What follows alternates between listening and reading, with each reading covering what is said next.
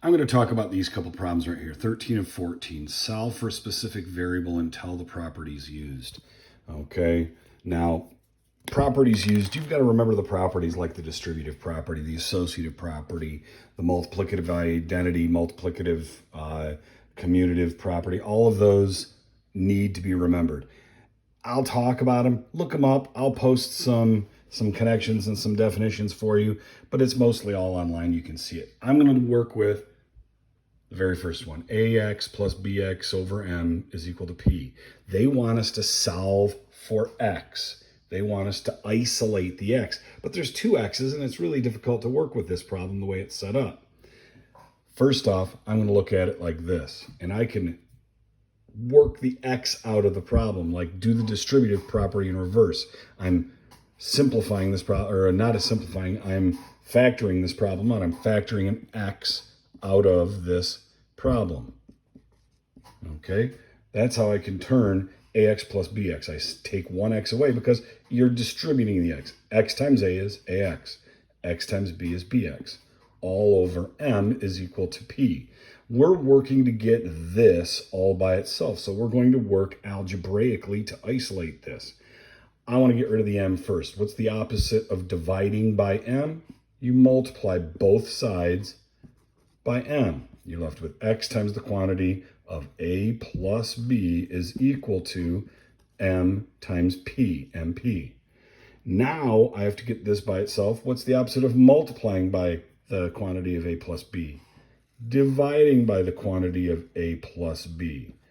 This cancels this out, but I have to divide this side by the quantity of a plus b. Oh, look what I've just done. I've gotten the x all by itself. X equals m times p divided by a plus b. I've isolated my variable x. I've solved for x. All I'm doing is moving all this crap to the other side of the problem. The distributive property, that's a property that's used. The multiplicative inverse property, the opposite of multiplying or dividing, is the other. The multiplicative inverse, again, opposite of multiplying by a plus b is dividing by a plus b. Those are the rules, the properties that we've got on this. Now, the other problem, that one, a little more difficult, it looks, but it's not that bad. Okay, you've got the problem P minus n is equal to W over G. Okay, and they want us to solve for G. Well, the easiest way to solve for G in this one actually looks like it's creating more work than what it is, but it's not. It's actually really disgustingly easy.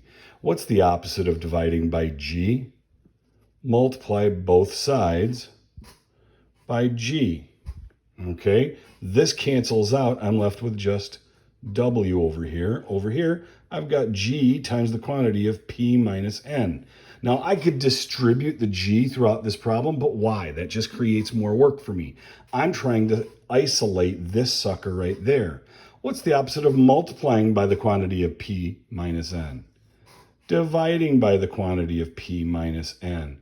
They cancel each other out. I divide this by the quantity of P minus N, and look at what I've got. G equals W divided by P minus N. I've isolated the G in the problem, okay? And basically, it's like I've written a formula, like y equals mx plus b, or area equals length times width, that kind of thing.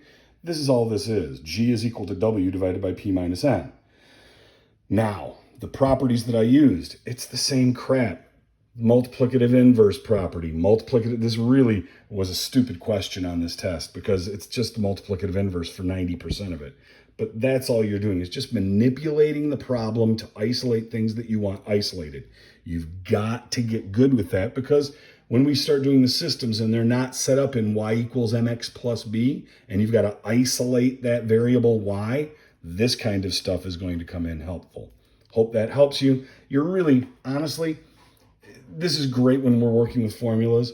It's good practice for you when you're trying to isolate variables, but I wouldn't worry too drastically about this right now. All righty. Hope that helps. See you. Talk to you. Bye.